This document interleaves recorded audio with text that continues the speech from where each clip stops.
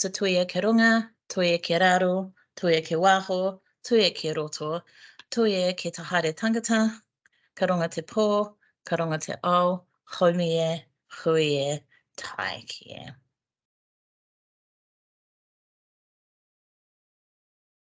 Excuse me while I just check. I think there's still some people waiting in the lobby.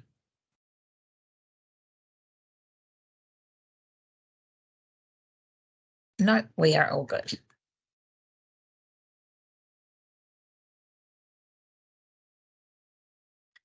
All right, so the session outline for this evening session, we're just going to talk about why the why way. We're going to understand each of the expectations and what they look like in practice. Discuss some scenarios with the why way lens. Look at some child and youth friendly policies, and then there'll be Q&A at the end.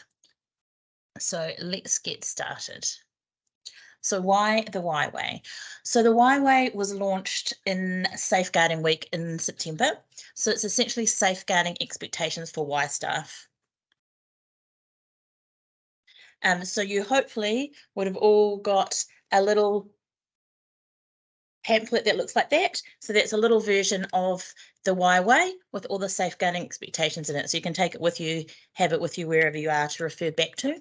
There's also soft copies of them on our YMCA website and on the staff intranet. And there's also a short little 2-minute video that sort of explains around the Why Way as well. So if you haven't got one of those, ask your manager if they've got some floating around. Otherwise, we've got some spares for some ones. You really have AIDS? I'm just going to ask whoever that is to mute themselves. Thank you. Cool. So as I was saying, if you haven't got a copy of that, ask your manager for one. Otherwise, we've got some in the office and we can get them sent out to you as well. So why we developed the Why Way. Sorry, I'm just going to let some people in.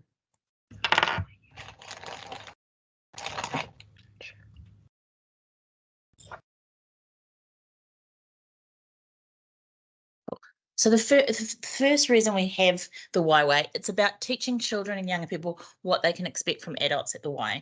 So the best way of protecting children and young people is for them to be able to protect themselves, for them to be able to know how adults should act around them, what the boundaries are. Because if they know what the boundaries look like, if they know what adults should act like around them, then they know when adults aren't acting correctly or they're pushing the boundaries or something's not right. So it gives them the power to be able to say to someone, stop it, I don't like it, to be able to speak up, talk to a trusted adult. So the reason we have the Why Way is to be able to create that environment where we have those boundaries, we have those expectations of staff behaviour to help children know what it looks like at the Y so that they can speak up when things aren't happening how they should be happening. And there is a child-friendly version of the Why Way. That there is a copy of that on the intranet along with a short video explaining to them what the Why Way is. And there's some really cool, colourful posters that are available for sites for you to put up in the wall so young people, children can see them and you can talk to them about the safeguarding expectations about how adults should act around them. It also creates expectations for all staff and volunteers who work across the Y. So everybody, regardless whether they work with children or not, work in the same way. So all of us have some sort of interaction with children or young people, whether it's directly, we might work in an ECS or we're working directly with young people, or we might be working in a gym and we have young people, children around us, but we're working indirectly with them. You might have a gym member who comes in to work out who brings her young child with her and the young child sits in the foyer and reads a book while the parent's working out. So you still got children and young people around you. So you've got either indirect or direct contact with children. And the Why Way just creates expectations for all staff and volunteers who work for the Y.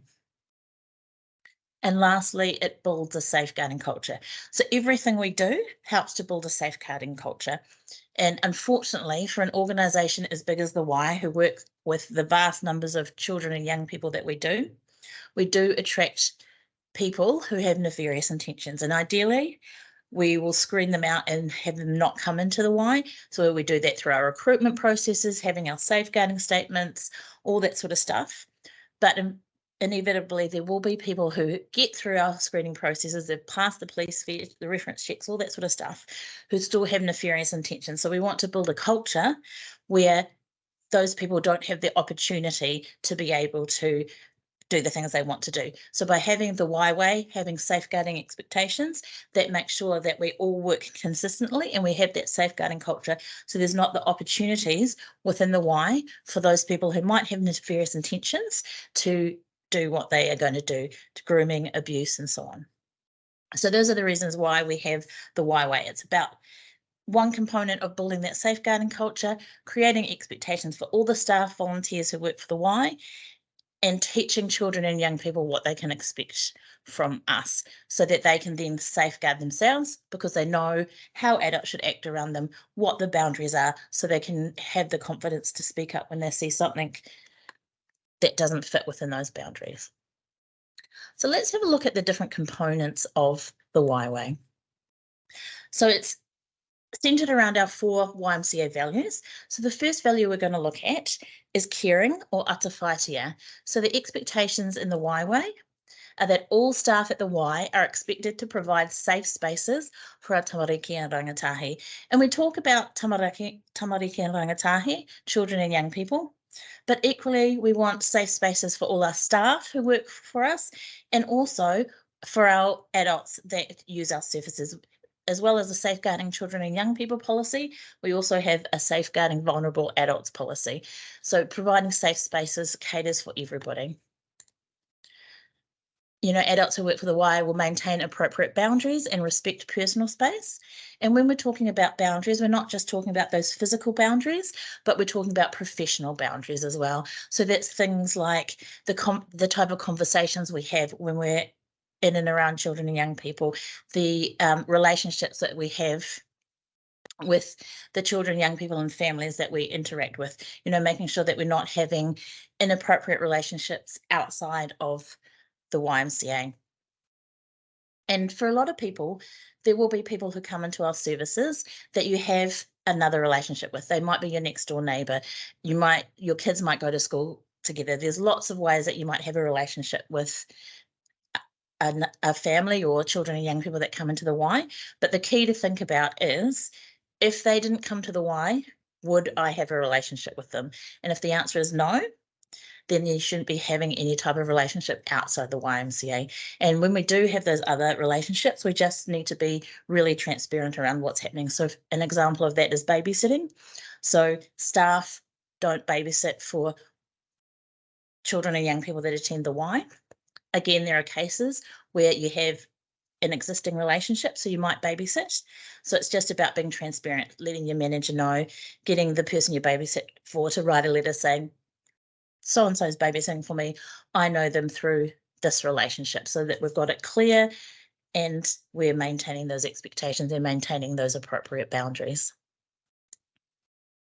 And lastly, all children and actually everybody in our programs should feel safe and cared for.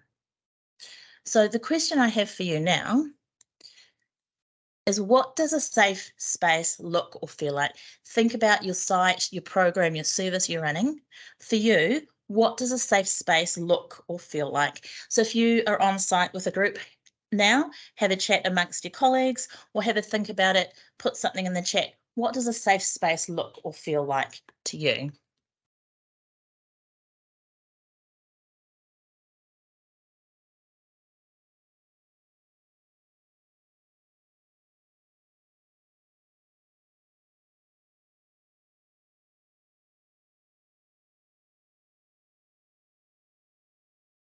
So have a chat, put it in the chat, or if you want to raise your hand and tell us, what does a safe space look or feel like to you? What do you think a safe space looks like? Cool. Someone said a safe space where everyone feels listened to and respected. Absolutely. Isha said trust among one another. Absolutely. Trust is really huge. A place where you can be heard without judgment. Absolutely. everyone is valued. A place where people can laugh and have fun. Absolutely, that's really important, where you can laugh and have fun and feel safe to do so. A place where you can feel happy. Really awesome answers, and all these things are true.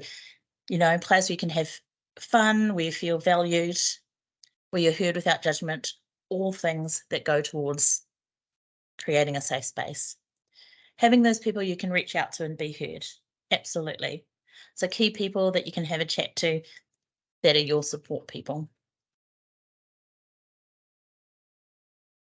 Anything else? What do you think a safe space looks or feels like? What do you guys do on your sites that make them safe for yourselves and for the children and young people who use our services? That's really important. Bronwyn said, whether whānau also feel accepted and welcome. Absolutely. Clear boundaries, comfortable, inviting. Absolutely, really cool.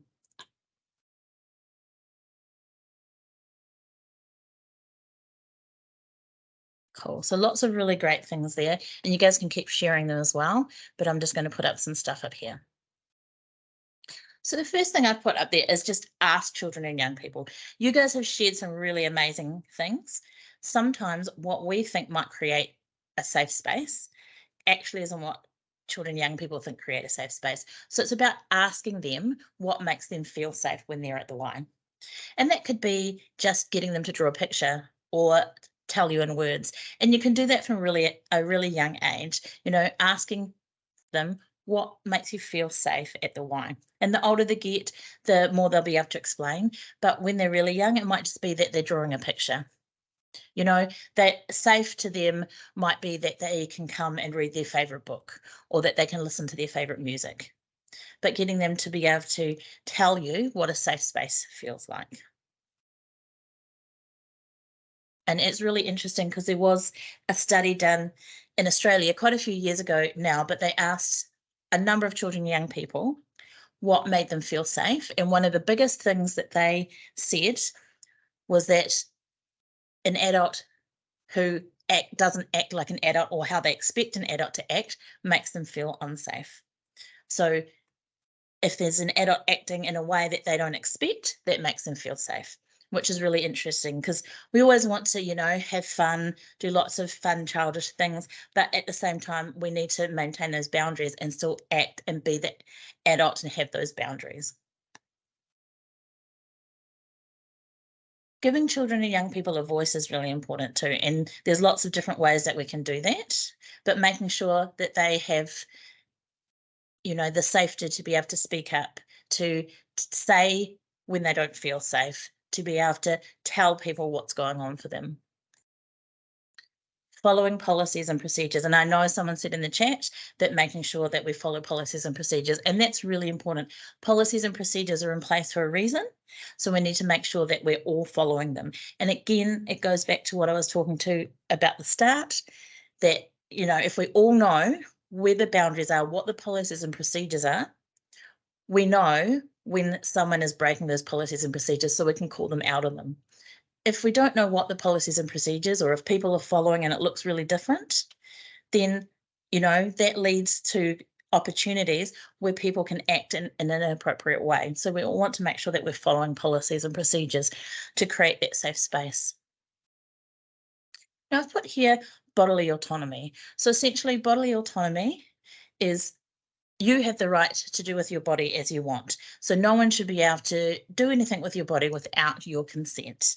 So safe spaces, children, young people, staff, nobody should be, giving them a hug, stepping into their personal space, anything like that without consent. And I know in some of our services, caregiving, there's an element where we do have to do things, whether it's changing nappies or helping to change clothes, that sort of stuff. But right from a young age, we can start teaching that bodily autonomy, by telling them what we're doing. We're not just going to pick them up and start, changing their nappy, but, saying, hey, in a minute, we're going to get your nappy changed, and just starting that so they know right from a young age that people should be telling them what they're doing with the body, making sure that no one's doing something to their body that they don't expect. And that goes along with, the personal bubble, same thing. We talk about that a lot, particularly I know the Y Kids programs, personal bubble, having your personal bubble around you, and no one can pop your bubble or come into your space without asking. And it's really important that we are giving opportunities to ask. If we have a young person that's upset, we don't just assume that they want a hug. We'd ask, hey, do you want a hug? And they might say yes, or they might say no. And a really great way of encouraging that is, at the start of a program, you might give them different ways that they can be greeted. You might have a list on the wall, it might be a hug, a handshake, a high five, whatever it is, and they can choose what they want to be greeted by that day. And that gives them the power to know that they dictate what they want to happen. Showing respect, lots of people in the chat said about being respectful and inclusive. So we want to show respect to everybody in our spaces. And again, maintain boundaries. And we talked about that, and that's those physical boundaries, but it's also those professional boundaries as well. Speaking up if something makes you uncomfortable. So that's really important. If you're seeing someone who's not following the policies or procedures, if they are stepping outside the boundaries, if they're doing something that makes you uncomfortable, make sure you speak up and say something about it. Call them out on it. Hey, that's not the policy. This is the policy we follow. Speak to your manager, speak to one of the safeguarding champions, speak to myself, the safeguarding advisor, but just making sure that you speak up if something makes you uncomfortable, because that goes a long way to making sure that everybody's following those policies and procedures and that we're creating safe spaces within our programs. And being a role model is really important. If we want children and young people to do these actions, to follow these rules, then we want to role model. If we want them to ask before popping someone's bubble, we need to role model that sort of behaviour. Being honest and transparent. And I think that's really important. And someone put this in the chat as well, which I was really pleased to see. But just being really honest and transparent goes a long way to creating a safe space. So sometimes there might be a situation where we have to breach a policy, but it's just being open about it. We record it as an incident. We talk to our manager about it. We tell a parent about it. If we have to help a young person on the Y Kids program change their clothes for whatever reason, we're making sure that their parents know about it. We're just being honest and we're being transparent in the things that we're doing. And we're ensuring consistency. And we've talked about this a lot, making sure that our programs across the Y are consistent. And we want that to be consistency amongst our staff members on site. So there's not much point in having boundaries or rules if one staff member is saying, no, we can't do that, and another staff member is allowing it. So we all want to be on the same page, making sure that we are consistent with that. We're all following policies and procedures correctly and in the correct way. And I've just put online and in person because we're talking about safe spaces, what they look and feel like.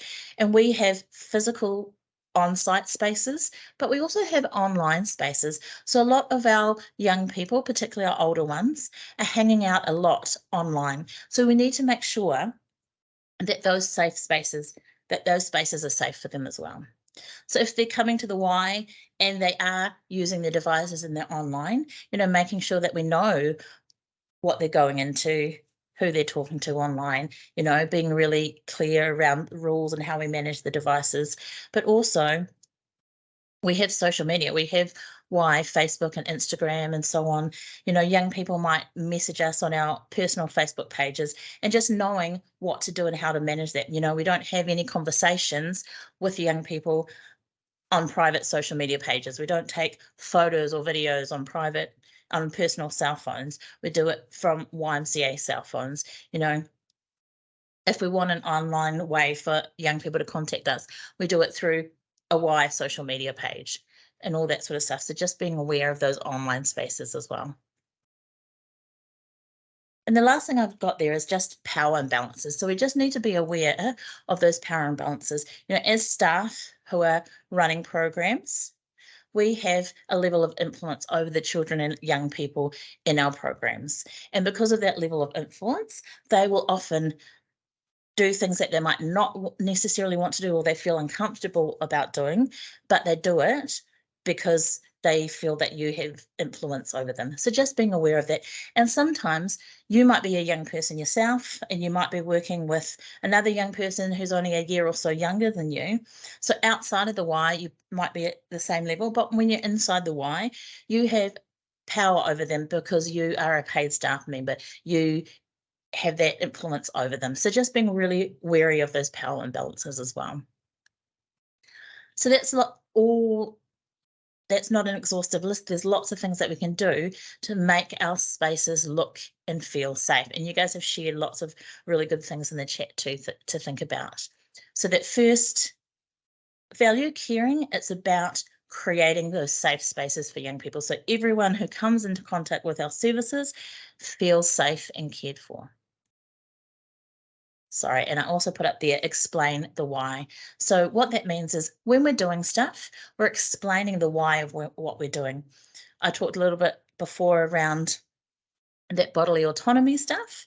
And, when we're changing nappies or having to change clothes or whatever it is, explaining what we're doing. But also when we have rules and boundaries, explaining the why of stuff so that children and young people understand what's happening. Sometimes we can feel really out of control if we don't know why things are happening. And children and young people in particular, a lot of decisions are made for them, not with them. So if we explain the why and things, that can help them to feel like they have a little bit more control, a little bit more understanding, and a little bit safer in our programs as well. So the next value on our why way card is respect, or whakanui i te tangata. So when we look at respect, the expectations are providing inclusive and respectful environments for all people. So that's regardless of race, sex, sexual orientation, ability, whatever it is. We provide inclusive and respectful environments. We're using inclusive and appropriate language for all people. We also encourage our young people to get involved, have a say, and make their own decisions. So we want to encourage our young people to get involved. Obviously, we use challenge by choice. We're not going to force young people to get involved in things, but we're going to be supportive and provide an environment where they feel supported to be able to get involved. But also what we want to do is build them up so that they can have a say and make their own decisions. And that in turn helps to give them a voice. So young people and children having a voice is a really, really powerful way of them being able to safeguard themselves. If young people feel like they can speak up, if they feel like they can talk to a trusted adult, if they can call someone out when they don't feel comfortable, that goes a long way to safeguarding them and making sure that they feel safe within their environments. So with that in mind, what I want you to think about, and again, we'll do what we did before, have a chat in your groups, put some stuff in the chat. How do we give young people a voice? What kind of things do we do to give young people a voice?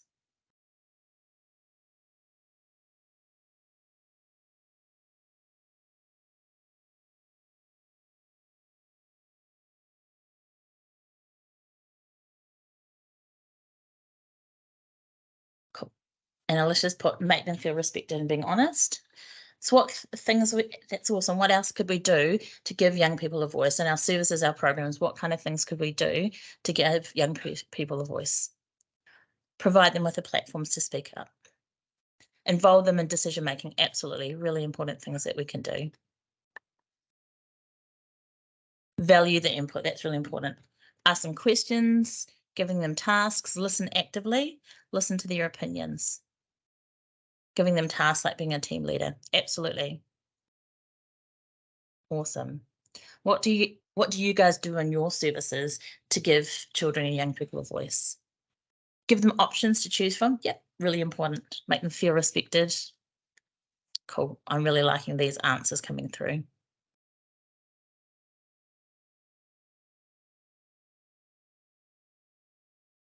Ask their opinions, and when delegating, providing enough support. Absolutely. So if you're delegating things for them to do, making sure that they have the support so that they can succeed, because there's nothing worse than failing in something and feeling like you weren't supported, because that can be really demoralizing. Cool. I'm just going to share my screen again because I stopped sharing. And I'll come up with some stuff. So the first one I've got there is give them opportunities to make choices. And I saw that come up a lot in your chat. Absolutely. One of the best things we can do is just give children and young people the opportunity to make choices. And we can do that from a really young age. And it can be really simple. It might just be a choice between two things. What do you want to have for breakfast this morning? Cereal or Weet-Bix? Giving those opportunities to make choices. Because as I said before, so many times decisions are made for our children and young people. So giving them the opportunity to make choices gives them some of that power back and starts to let them have their voice. Asking for their ideas and opinions, and you guys mentioned this as well. So, asking them, hey, we're running a holiday program. What do you want to do for next holiday program? Asking their opinion. We've just had elections. Talking to young people, what's their opinions, what was their opinion about the election, all that sort of stuff, getting their opinions, giving them an opportunity to speak up and voice their ideas and opinions. Exploring their values is really important. And over Safeguarding Week, the Y Kids did a lot of activities around the 4 YMCA values and learning what those values meant, but equally exploring the values of young people. And it's really important that young people and children know what their values are, because if they know what their values are and they know what they stand for, they know when something doesn't stick to their values, and it gives them a voice to be able to know who they are as a person, what their values are, and what they will and won't accept. And again, involving them in decision-making process. So similar to giving them opportunities to make choices, involving them in the decision-making processes. And that can look really different for young children as it can for teenagers and young people, but involving them in that decision-making process. So they're not having decisions made about them, they're being part of that decision-making process. So it's about doing with, not doing to. Giving opportunities to express themselves is really important as well. And that could be through all different avenues. It might be music, what type of music they want to listen to, art, what art they're going to do, fashion, writing, all that sort of stuff, but opportunities to express themselves. So again, much like exploring the values, they start to know who they are as a person, but also they know that they can express themselves and their individuality.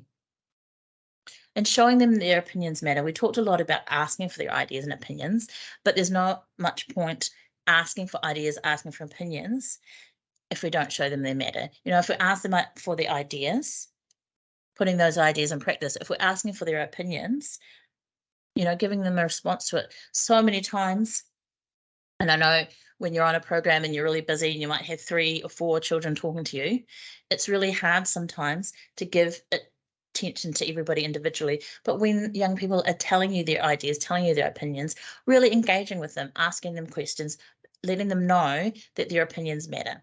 So when they do speak up, they have a voice that people will appreciate what they're saying. And I've put there giving permission. And sometimes children and young people need permission to be able to speak up and have a voice. So many times your children are told, you need to respect your elders. Children should be seen and not heard. It's not so much said now, but does get said. And so they feel like they don't necessarily have the right to speak up and voice an opinion. So we need to give our young people the permission to speak up when they have ideas and opinions to share, when something's not feeling right. Give them permission. Instead of saying, hey, when you come in, you're going to give me a hug, giving them different options, letting them say, actually, no, I don't want to give you a hug. I want to give you a high five. So giving them the permission to be able to speak up. Opportunities for leadership are really great, because those help to develop their leadership skills, develop their confidence, and then go through to giving them a voice.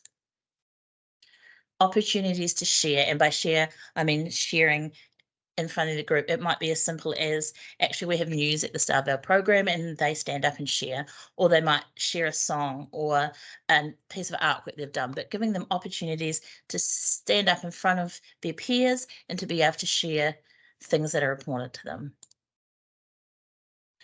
And giving them the language they need to express themselves. So similar to giving them permission, we need to give them the language for them to use to express themselves. So sometimes they don't have the language. Sometimes they don't know what to say if something makes them uncomfortable or someone's doing something they don't like. So letting them know to say things like, stop it, I don't like it, giving them that language so that they can speak up and have a voice. And someone said this in the chat, which I really like, is actively listening and responding. So actively listening to what they're saying and responding appropriately.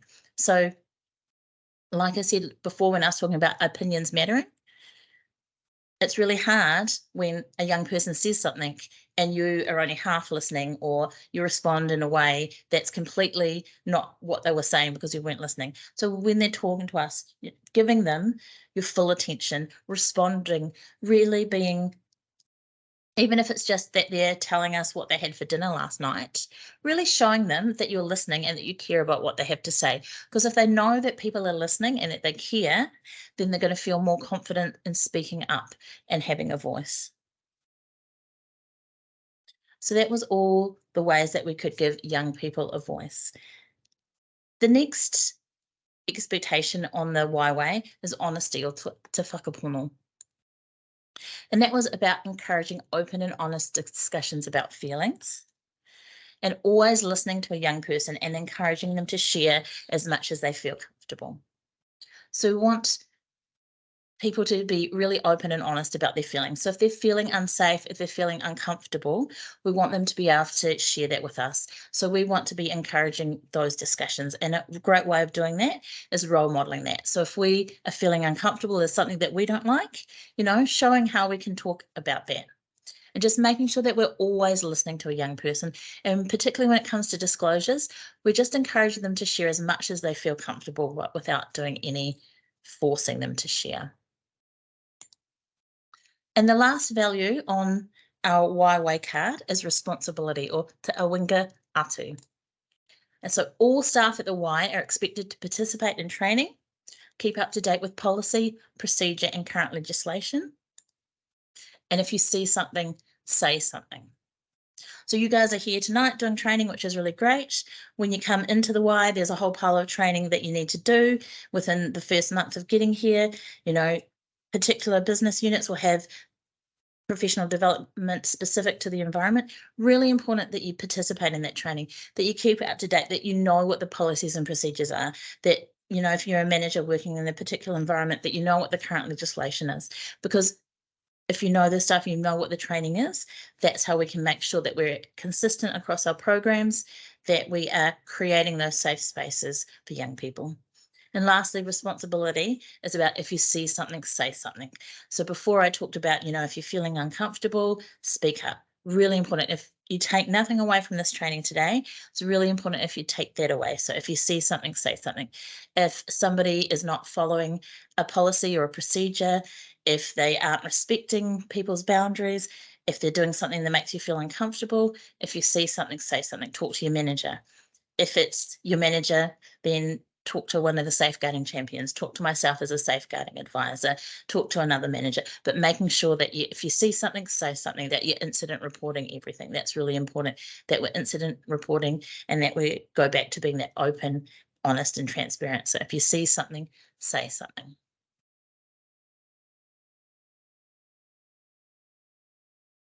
So that was the 4 values that form the why way. So it was the caring, respect, honesty, and responsibility. So under those 4 values, we talked about, maintaining professional boundaries, making sure that we're following policies and procedures, that we're creating safe spaces, that we're actively listening, all those important things. So I've got just a little scenario for you now, and I'll read it out to you, and then I want you to kind of respond to it. So in your groups, if you're on a site with lots of people, have a chat amongst yourselves, and then you can put the answer in the chat, or if you want to answer, you can put your hand up. But the scenario is you work on a before school care program that opens at 7:30 a.m. A parent with 2 children needs care earlier than 7:30 a.m. and asks that she can drop her children at 7:15 a.m. What do you do and why?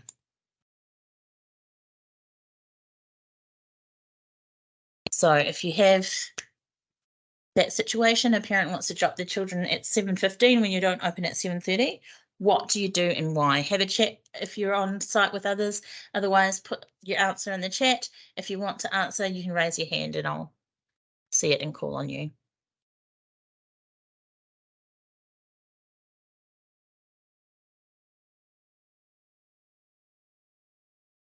Yes, Stan has said that's a hard one.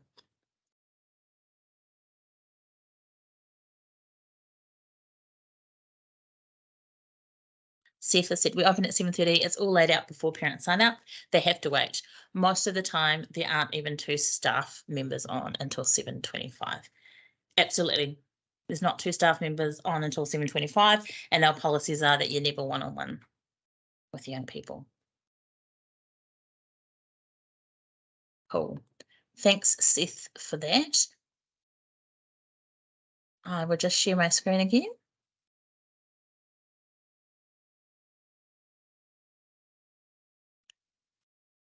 So here I've got, you decline to open the program early. If this is an ongoing problem for the family, you can talk with your manager about the viability of changing the opening hours of the program. Why? Opening early is a breach of policy. An employee following the Y way follows all policies and procedures that are clear to families and participants. If one policy is breached, it is easier for staff to get away with breaching other policies, and this creates an environment where grooming and abuse can happen. So it goes back to making sure that we follow policies and procedures, we have boundaries in place, because we want everybody to understand where the boundaries are, so that if someone does something that sits outside of those boundaries, they know it's not right and they can speak up about it. And if I give an example, in New South Wales, probably about 10 years ago now, we had a case, a young man, Jonathan Lord, who was an employee working in what they call out of school hours care in Australia. So essentially what we would call after school care here in New Zealand. And he actually ended up abusing quite a number of young boys, both within the YMCA and externally. It was a court case and he went to jail. One of the things he actually did was open the before school care program 10, 15, 20 minutes early prior to it was coming opening. And he did that, and parents thought, oh, this is really great. You know, he's being really helpful. We have to get to work early. This is helping us out. However, if they had known that actually there's really strict policy, you're not allowed to open till 7:30, it's a breach of policy to open prior to that, it would have looked different to them when this person was coming along and saying, hey, no, it's fine. I'll be there on my own, just one-on-one and open for you. So that's the reason. And you might not have nefarious intentions. You might be doing something to really help this family because you think they need help. But if you let them do it and they think that that's fine, that they become used to it, when someone else does it who does have nefarious intentions, they don't know what's wrong. It's like anything. If we breach the policy, we might not have those nefarious intentions. We're doing it out of, you know, the best of intentions, but we let those young people, families, children become familiar with that. They expect that. So when someone else does it who doesn't have good intentions, they don't know it's wrong. So we just need to make sure that we are following those policies and keeping those boundaries in place. Cool. So my next scenario here is you're a gym instructor and a young gym member sends a friend request to your personal Facebook account. What do you do? So again, have a chat around that.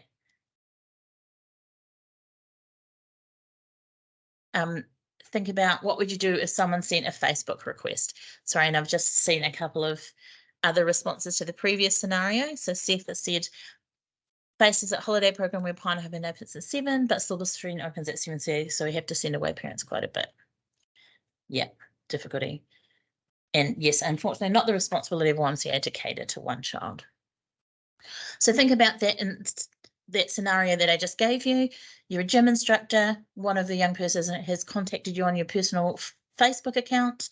I don't know, do young people use Facebook? It's probably Instagram now, but sent a friend request. What do you do with that? Someone said, decline the request and mention it to a superior so that it is in writing that this interaction has happened to cover yourself. Not accept the request. Absolutely. I would message them and let them know they can't contact me on this account and offer them an alternative contact method. Absolutely.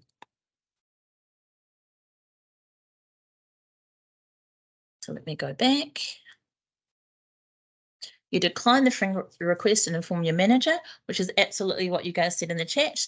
And with your manager, have a conversation with a young person about how it is inappropriate for an adult who is not a family or family friend to have contact on social media.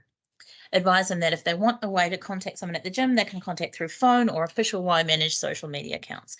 And this will keep you safe as a staff member, but also help the young person to understand boundaries so they are less at risk of being groomed online.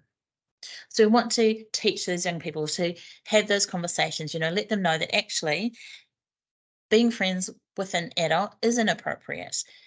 And so that if another adult tries to befriend them, they start thinking, well, actually, I was told that's inappropriate. Why are they doing that? So hopefully that helps to keep them a little bit safer online. But we also want to protect ourselves as staff, like you guys are saying. So you're going to decline, let that young person know that actually there are official ways that you can be contacted and that it's not appropriate to use your personal social media account. So well done. Those are really great responses to those scenarios. So what I just want to talk to you now is a bit about the child and youth friendly policies.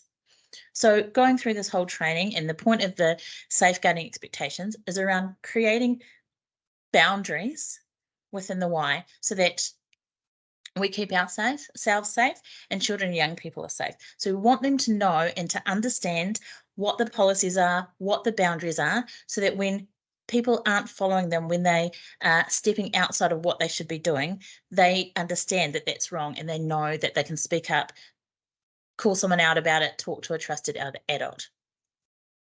And so another way of doing this is making sure that we have child and youth friendly policies as well. So as I told you earlier, we have got a child friendly version of the Y Way. And that there is a soft copy of that available online. There is a little bit of a video which I'll show you in a minute that explains that. And there are posters which are available of sites, so you can go through them with young people. We also have both a child-friendly version of the safeguarding policy and a young person friendly version. So it's just got wording that helps them to understand what the policy is so that they can start understanding what those boundaries are. Through the Y Way, all the 4 different values: caring, respect, responsibility, and honesty, and what they'll look like within the Y. So now there's an opportunity for question and answers. If there was anything that you didn't understand or something you wanted to ask a little bit about, now's your opportunity. So you can either put something in the chat, or if you want to ask, just raise your hand and we can answer those questions.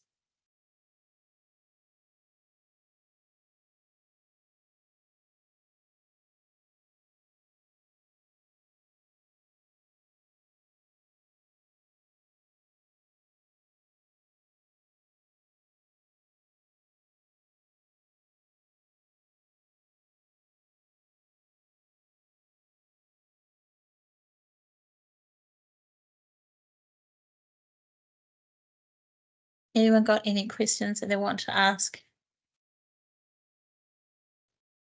How do we deal with a child that's not ready to accept the values?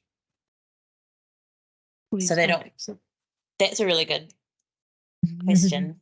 So you've spoken to them about the values and they just don't believe in our values? Is that kind of the situation you're dealing with? Yeah. Yep.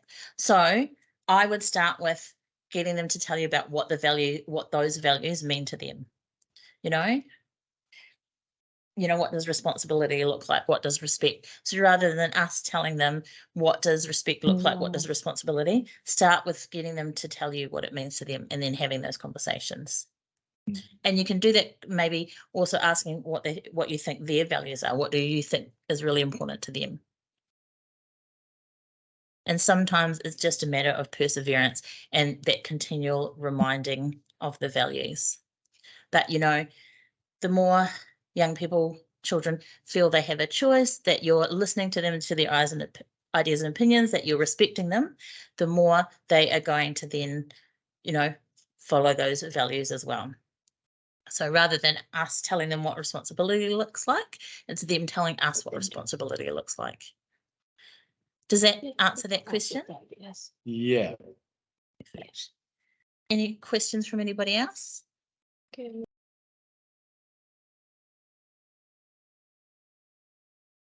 My hands up.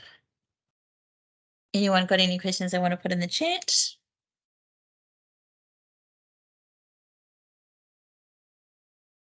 How do we deal with personal bubbles, etc., when two kids are fighting and they're not separating themselves with us trying to speak to them? Yeah, really hard. And that happens a lot in situations. So ideally, when you would be able to talk to them and tell them to separate, but sometimes in that situation, you're not going to have to, and you might have to, depending on how bad that fight is, you actually might have to get in and separate it. So that it's about what you do afterwards, about talking to them, about we don't go into people's bubbles. We did that to keep you safe, and having the conversation following up with them, but also making sure that you're open and transparent. You're doing an incident report about that you've breached policy, all that sort of stuff. But then, speaking to the young people about it afterwards. Hey, we have personal bubbles. We don't pop each other's bubbles because we respect. When you guys were fighting, we had to step in to make sure that you guys didn't hurt yourself. That's not something that we like to do. And, you can say, I'm sorry that I had to step into your personal bubble, but this is the reason for it.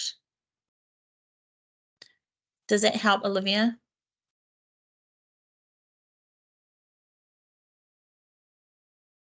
It's not always easy. Children and young people, they fight all the time. Sometimes they ignore personal bubbles, but it's just about that consistency and reminding them all the time around personal bubbles. Any other questions? With our final karakia. And then those who don't have questions can leave. And if you do have a question, I'll stay on for the next few minutes if you want to ask. So I'll just close up now. Tuia ke runga, tuia ke raro, tuia ke waho, tuia ke roto, tuia ki te haere tangata, ka runga te pō, ka runga te ao, haumie, hui e, tae ki e.